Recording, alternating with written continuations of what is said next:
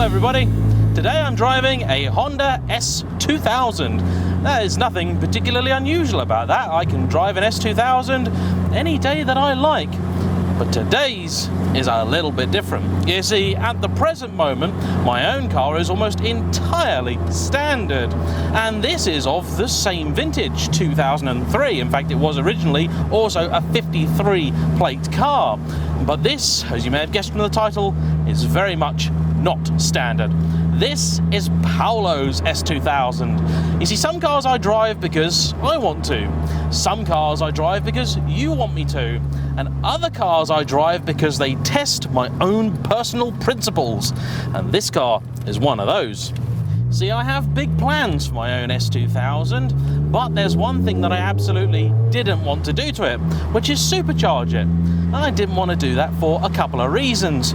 First off, I had just sold, before I bought my S2000, a super powerful 625 horsepower M3, and my issue with that car was that it was too damn fast. So the idea of a many hundred horsepower S2000 seemed to be, well, a little bit pointless to me, because surely it would wind up presenting me with the exact same problems.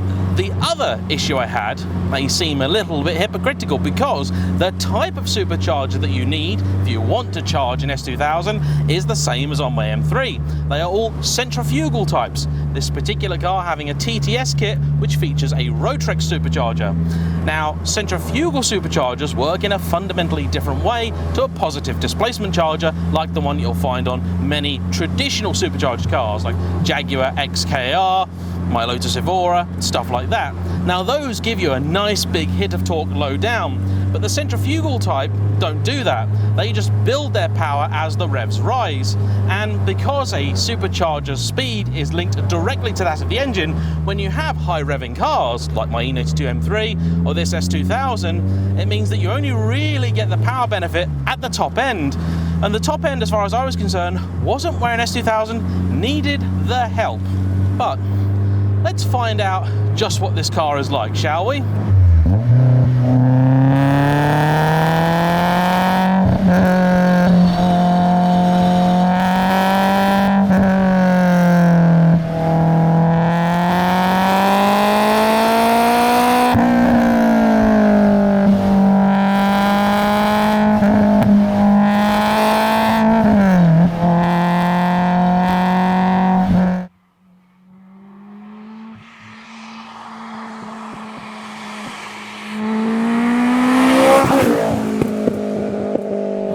Well, it's certainly quicker than my car, that much I can tell you. Woo! However, it just isn't the kind of rapid you might think that it would be. I've driven quite a few cars with this kind of power, and in fact many that have this sort of power and weigh a lot more. This isn't really like any of those. Now granted, I haven't touched the rev limit yet, which in this car is 9,300 RPM. But you can feel that, much like my M3, this delivers its power in an incredibly linear fashion. If you want the best for it, you better strap yourself in, hold on, and it will just keep going. At a quick glance, this does look like a reasonably standard car. And that's because it is. The most obvious things from where I'm sitting would be the Skunk 2 exhaust, which isn't obscenely loud, but is certainly fruitier than I would like, and this personal steering wheel, which he put on because he just prefers the feel of it, and with it being smaller than the already tiny standard item, gives the steering a little bit of extra weight. Doesn't really give the steering any extra feel, but I do really like this wheel, so I can totally understand why he put it on there. Unfortunately, because an S2000 has absolutely zero adjustment in the steering column, for me, I cannot see the rev counter. Seats are standard, you've got a Skunk 2 gear lever, which is quite nice, very weighted. Other than the silly stickers on the inside, it's actually a very nice, tasteful place to be. It even has the very rare and expensive JayEmm carpets in it, which are very nice. And they go over the little hump you've got from the chassis and the floor, and I need to get myself a set of those, because the regular carpets in mine just go wherever they like, and they're awful. The car is also wearing 17-inch wheels from the facelift version. Suspension is also lowered a little bit, courtesy of some teen lowering springs, but the dampers are standard. The suspension, I can't quite say that I am in love with, gotta be honest on that one. The spoiler at the back, which is an OEM item, gives the car a little bit of aggression. I have one of those to go on mine. In fact, I bought it the same week I got the car, just haven't fitted it yet, but I do like it. The little splitter on the front, not so much. It's fairly aggressive and does like to scrape the ground on even the most gentle of driveways, like mine.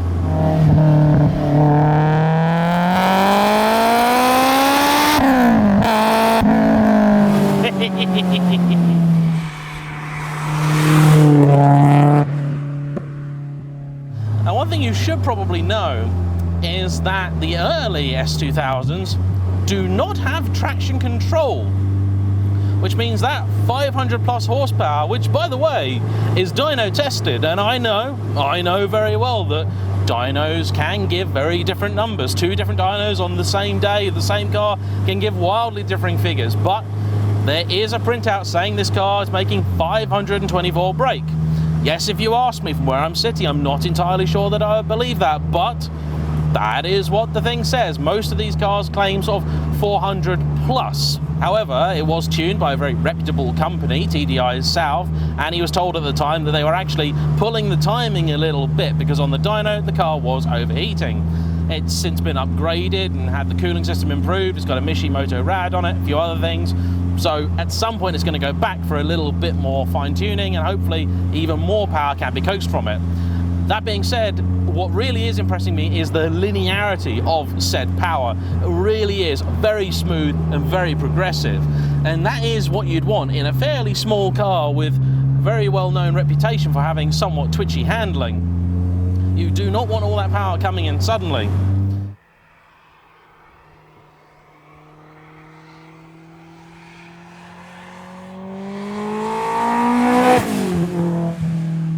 Now, the regular car is well known for having its infamous VTEC crossover at a very high point, at 6,000 RPM. This one crosses over at half of that, 3,000. And if you've driven an S2000 before, you'll know that you do actually spend a considerable amount of time over 3,000 RPM when you're driving these. In fact, in my car, cruising on the motorway is done at about 4,000 RPM. So this is essentially always in VTEC. Probably one of the reasons that it's quite so loud. The coilovers do seem to give this car a little bit of extra bounce. However, I'm pleased to say they haven't completely ruined the ride. And I gotta be honest, the car isn't quite as unbelievably antisocial as I thought it might be. I mean, when you're sent a picture like this, there's only one way you expect a car to be, right? I mean, it's not just me, is it? You think it's going to be an absolute hooligan wagon.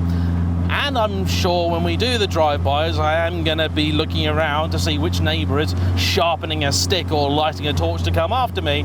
But, you know what? It's actually not as bad as I feared it might have been.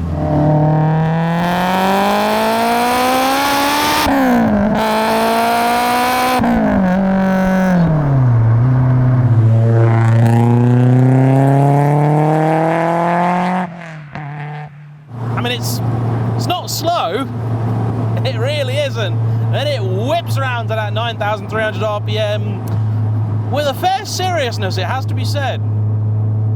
But if you're expecting this car to now have the torque that the standard item simply doesn't, you are going to be disappointed. I mean, we're doing 3,000 and a bit RPM. In any normal car with 500 odd horsepower, you should have some go at that rev speed, but put down and I would say it's pretty much no different to the standard car when you do that, none. And that's why I'm going the route that I have chosen. What I'm doing with my own car is I'm putting some ITBs on, I'm doing headwork, I'm doing all old school, naturally aspirated tuning. Because I've been told that if you want a bit more mid-range punch, that is probably a better way to do it.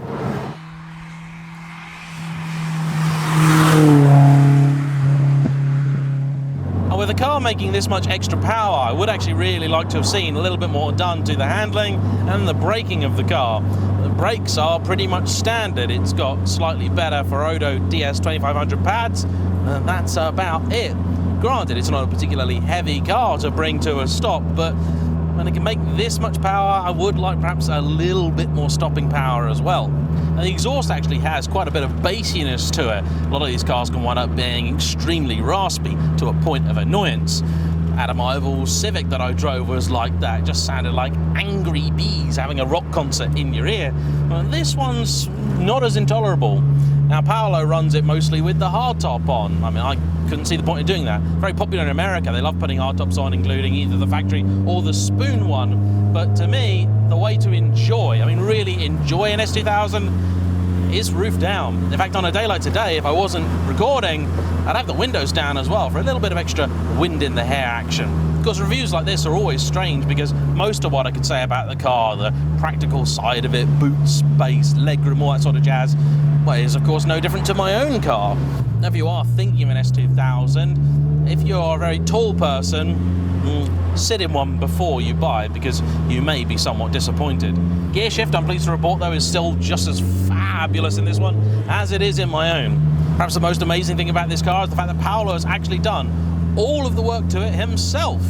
I've got to say, it's a credit to him. This is not, in his words, a finished product yet. It's most of the way there. There's always something else to do, such as the nature of modified cars. But I got to say, this really isn't what I expected it to be at all.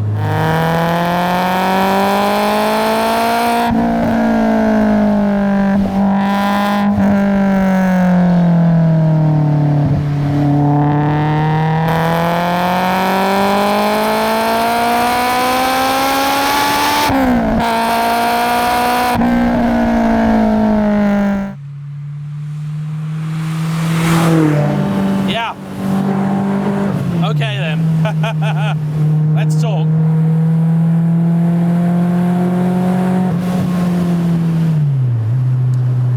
This is a very imperfect car.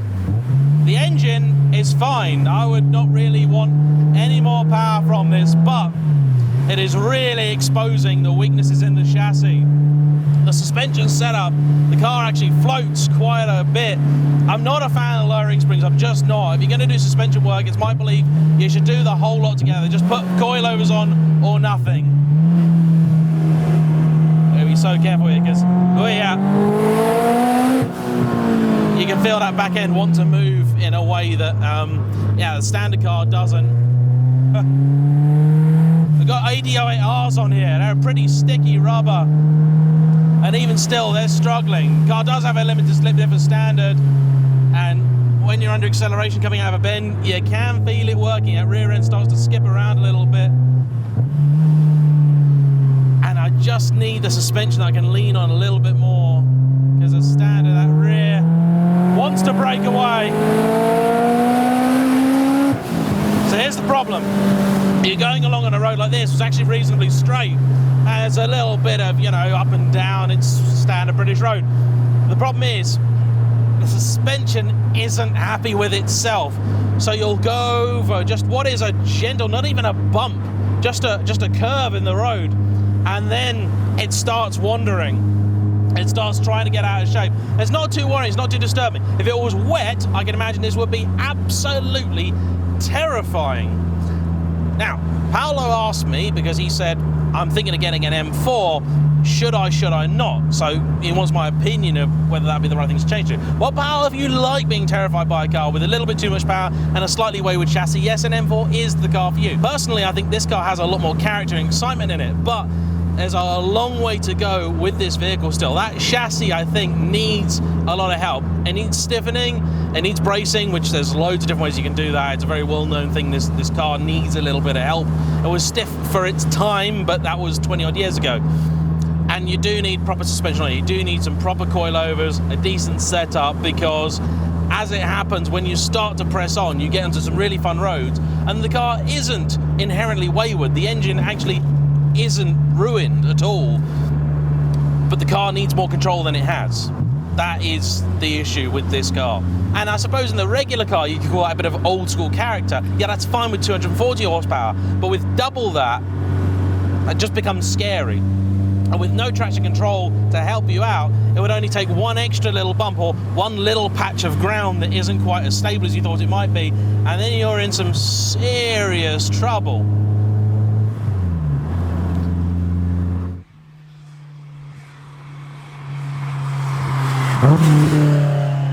So, is this a very good car? Not yet, but it will be. It will be one day, but he needs to commit, needs to finish it and go the whole way with the car. Now, his car doesn't get out of shape in the same way that mine does, which feels like it wants to break away a little more harshly, which tells me what I think I knew already, that it's the bushes on mine that need looking at. I think they are just worn and they're gone. This car evidently is in much better condition in that regard. The truth is that the amount of money I'm spending on putting ITBs and things on my car, I could have supercharged it. However, I am very glad to say that I am making the right decision. This is exactly what I expected a supercharged car to drive like. Just all top end still, but more of it. And that isn't what I wanted. The S2000's problem never was at 8,000 RPM. It was at 3,000, 4,000. And this hasn't fixed that. I suspect in America, where they have the 2.2 litre version of these cars, maybe it's a little bit different. But here, not really. So there we have it. A supercharged S2000. Not quite what I expected, it has to be said. Anyway, thank you for watching. Please like, comment below, subscribe if you haven't already, and I'll see you all for the next one. Bye-bye.